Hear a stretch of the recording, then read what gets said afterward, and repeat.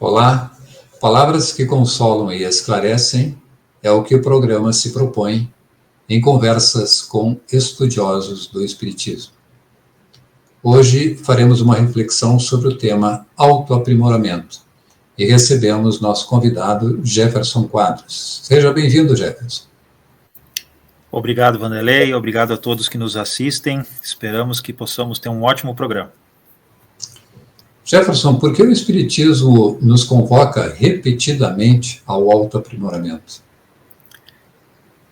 O autoaprimoramento é um trabalho de reforma íntima na busca da evolução moral de todos nós, né?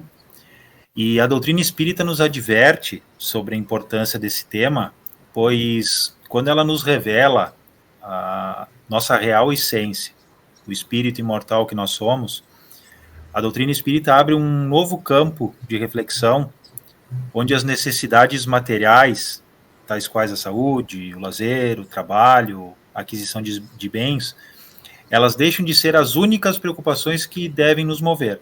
E passamos a ter também essas necessidades espirituais com as quais nós devemos nos preocupar. E ao descortinar esse mundo espiritual e demonstrar para todos nós a imortalidade do espírito, o Espiritismo nos adverte que é indispensável a preocupação com as nossas necessidades espirituais também, já que nós não somos só o corpo físico, mas sim o ser pensante, que anima esse corpo, que já animou outros corpos no passado e que virá animar novos corpos no futuro por meio da reencarnação.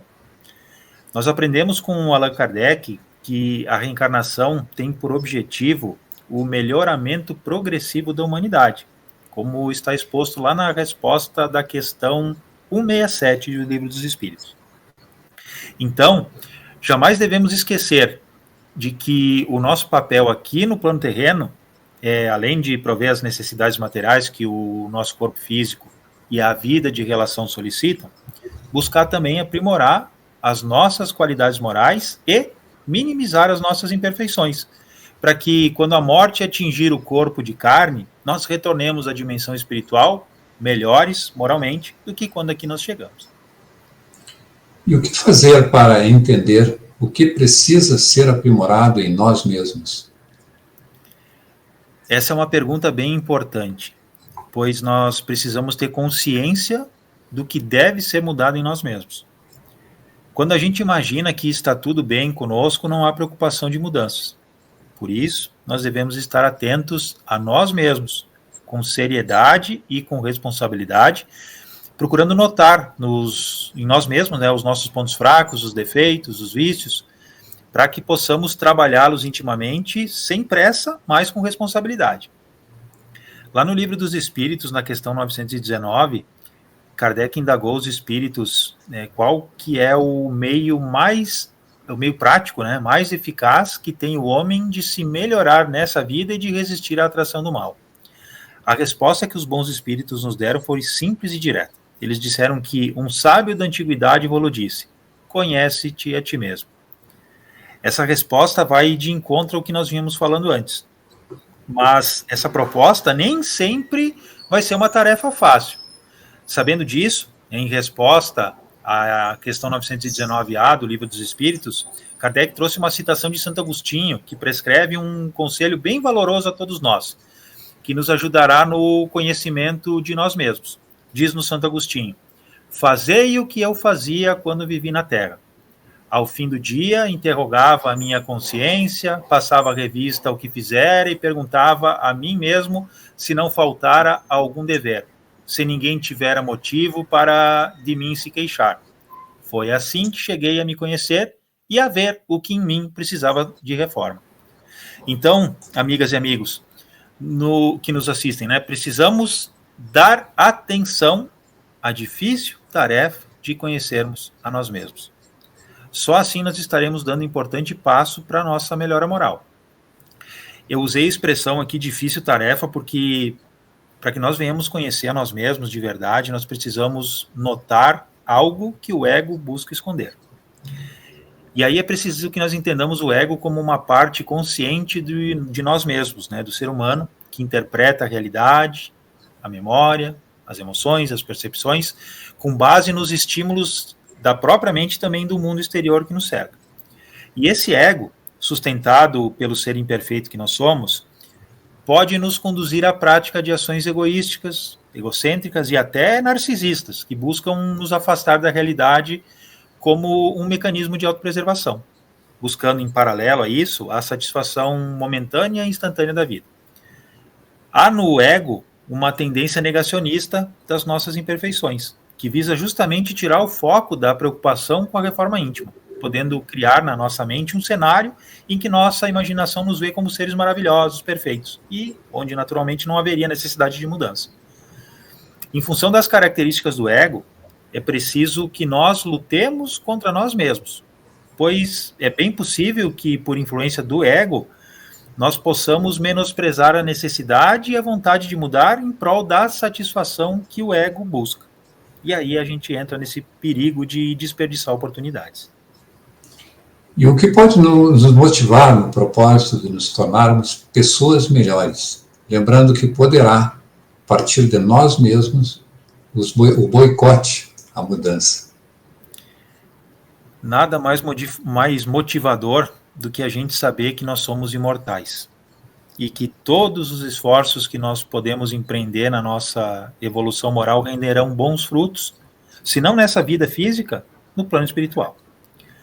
Nós convidamos a todos os amigos e as amigas que nos assistem para visitar o Livro dos Espíritos, em especial o capítulo 22 da terceira parte, que trata da perfeição moral. Lá nós vamos encontrar 26 perguntas e as suas respectivas respostas, que são bem motivadoras nesse propósito de autoaprimoramento.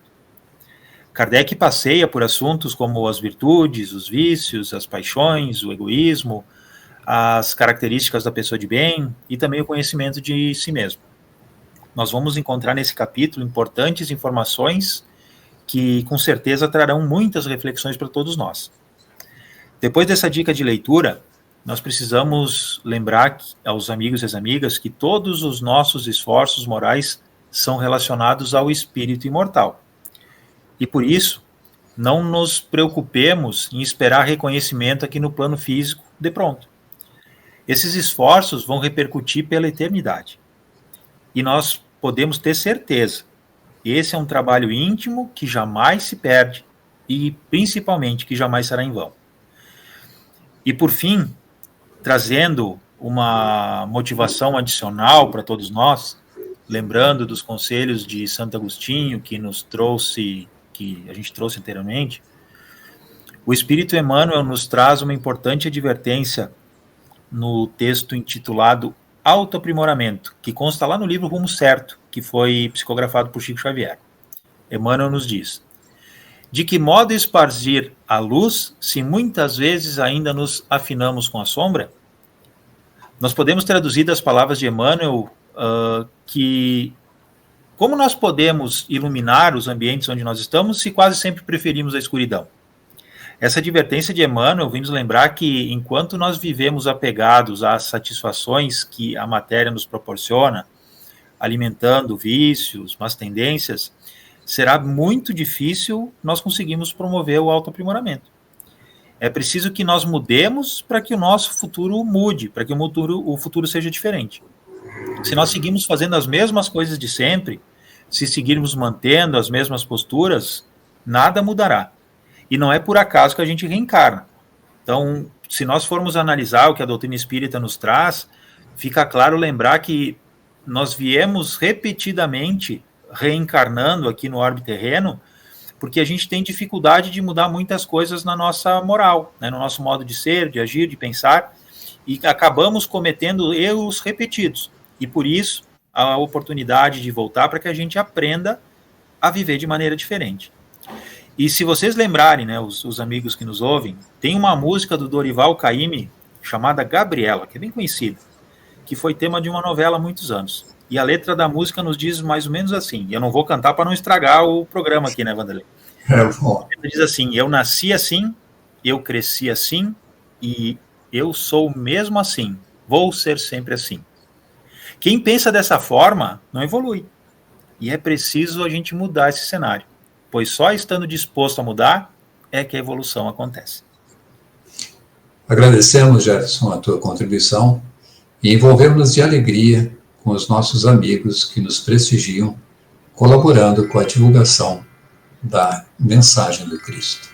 Foi um privilégio ter estado com vocês. Até o próximo domingo com o programa Palavras Consoladoras.